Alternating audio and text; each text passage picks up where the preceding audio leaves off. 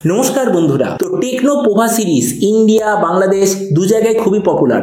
আমি নিজে techno Pova 1, 2, 3, 4 এমনকি যেটা 5 যে এডিশন আছে সেটা এই মুহূর্তে আমার কাছে আছে। মানে আমি 5টা এডিশন ইউজ করেছি। আমার মতে মনে হয় টেকনো পোভা সিরিজ একটা দারুণ পপুলার সিরিজ আর সবচেয়ে বেশি স্পেসিফিকেশন আপনাকে প্রোভাইড করে। তো এবারে খুব তাড়াতাড়ি আসতে চলেছে টেকনো পোভা 6 প্রো, আর এই স্মার্টফোনটা অলরেডি MWC-তে আজই লঞ্চ হয়ে গেছে। তো এই জন্য এই ভিডিওতে আমরা ডিসকাস করবো এই যে টেকনো পোভা 6 প্রো যে আসতে চলেছে এটার পুরো স্পেসিফিকেশন আর প্রাইস, আর যে দামে এটা লঞ্চ হবে তো সেই দামে আপনাকে এটা নেওয়া উচিত কি উচিত নয়, এই ভিডিওতে আমরা এটা সম্বন্ধে আলোচনা করব।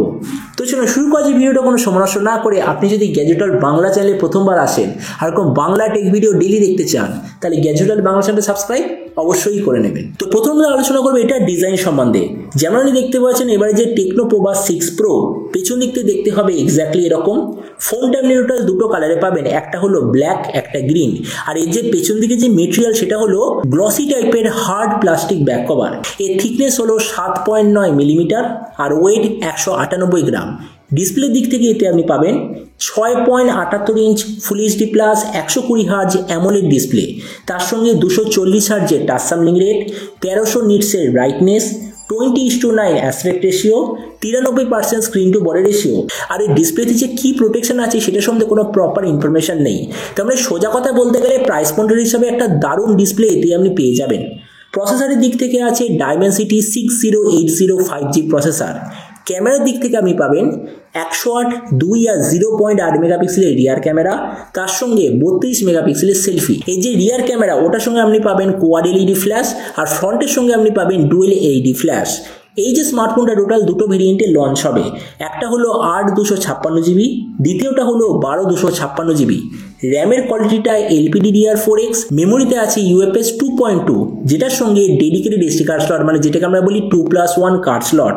ব্যাটারিতে আপনি পাবেন 6000 mAh ব্যাটারি, সঙ্গে 70 ওয়াটের ওয়াট চার্জিং আর 10 ওয়াটের রিভার্স চার্জিং, আর কানেক্টিভিটি হলো USB Type-C। তো এবার এই স্মার্টফোনের বাকি কিছু ফিচার বলতে গেলে এতে আপনি পাবেন Android 14 out of the box, 3.5mm jack, dual speaker, আর যেটার সঙ্গে আছে আন্ডার ডিসপ্লে ফিঙ্গারপ্রিন্ট সেন্সার।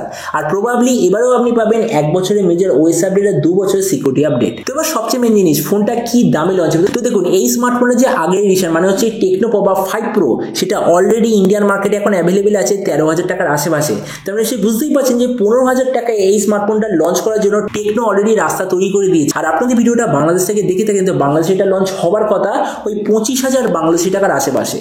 তো এবার সব ভিডিওর মধ্যে আপনাকে জানাবো এই যে স্মার্টফোনটা এটা কি প্রাইস পয়েন্টের মধ্যে সবচেয়ে ভালো নাকি এর চেয়ে বেটার অন্য কোনো স্মার্টফোন অ্যাভেলেবেল আছে। তো দেখুন জেনারেলি এই স্মার্টফোনের মধ্যে যা যা স্পেসিফিকেশন আছে এইরকম স্পেসিফিকেশন ওরা স্মার্টফোন আমরা এর আশেপাশেও দেখতে পাবো না। তবুও আমরা প্রাইস পয়েন্টে অ্যাভেলেবেল সব ফোনের সঙ্গে কম্পেয়ার করব। তো আমরা যদি সব কটা ফোনের সঙ্গে কম্পেয়ার করি, প্রথমত ডিসপ্লে এই দিক থেকে আমি বলবো সত্যিই খুব ভালো, কেননা প্রাইস পয়েন্টে ধরে নিন 90% স্মার্টফোন আপনাকে দেবে IPS LCD, 10% ফোন আপনাকে দেবে অ্যামোলেড ডিসপ্লে। ওই জন্য সেই হিসাবে যে ডিসপ্লেটা সত্যিই খুব ভালো।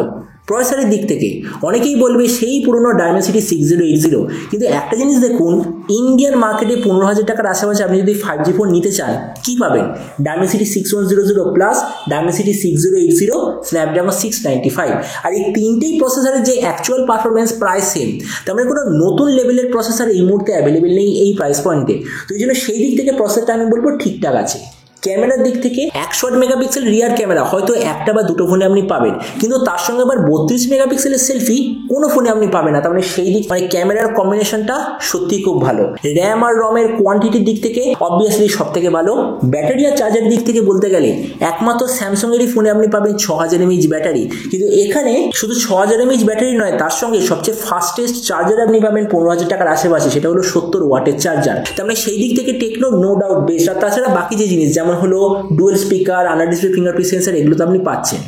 তবে দেখুন ভিডিও লাস্টে আমি এটাই বলবো, মানে আমি এখনই অ্যানাউন্স করে দিচ্ছি যখন এই স্মার্টফোনটা লঞ্চ হবে, আগের বছর যে এসেছিল টেকনো পোভা 5 প্রো কোম্পানি আমাকে প্রোডাক্ট সেন্ড করেছিল রিভিউর জন্য। তো এবারও যখন টেকনো পোভা 6 প্রো লঞ্চ হবে, যদি কোম্পানি আমাকে সেন্ড করে খুবই ভালো, যদি কোম্পানি আমাকে সেন্ড নাও করে তো যেই দিন এটা লঞ্চ হবে তো সেই দিনে আমি এটা অর্ডার করে আপনার জন্য রিভিউ নিশ্চয়ই নিয়ে আসবো। তো এবার আপনি যে কথা অবশ্যই জানবেন এই যে টেকনো পোভা 6 প্রো যে আসতে চলেছে এটা স্পেসিফিকেশন থেকে আপনার কি মনে হয়, আর যে দামে এটা লঞ্চ হচ্ছে তো সেই দামে আপনি কি এটা নিতে চান নাকি অন্য কোনো স্মার্টফোন আপনি চুজ করতে চান, এটার সঙ্গে কিছু কথা বলতে আমাকে একদমই ভুলবেন না। তো চলুন দেখা হবে আগামীকাল একটা টেক ভিডিওতে। Till then stay tuned and always remember, think positive, be positive. Thank you.